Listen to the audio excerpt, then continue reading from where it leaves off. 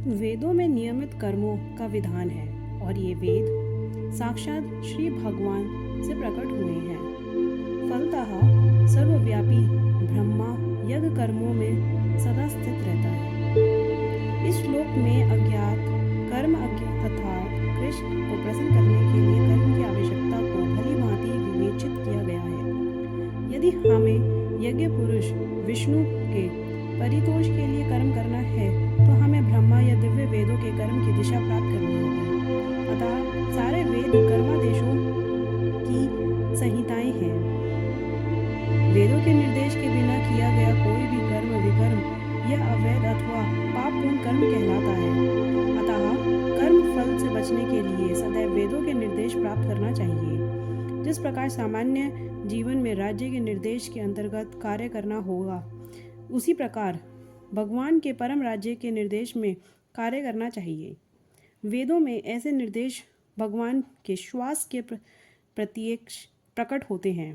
कहा गया है, चारों वेद ऋग्वेद, यजुर्वेद, सामवेद तथा अथर्ववेद भगवान के श्वास से अद्भुत हैं। ब्रह्म संहिता से प्रमाणित होता है कि सर्वशक्तिमान होने के कारण भगवान अपने श्वास के द्वारा बोल सकते हैं। अपनी प्रत्येक इंद्रिय द्वारा अन्य समस्त इंद्रियों के कार्य संपन्न कर सकते हैं। दूसरे शब्दों में भगवान अपनी निश्वास के द्वारा बोल सकते हैं और वे अपने नेत्रों से गर्भधान कर सकते हैं। वस्तुतः यह कहा जाता है कि उन्होंने प्रकृति पर दृष्टिपात किया है और समस्त जीवों को गर्भस्थ किया है।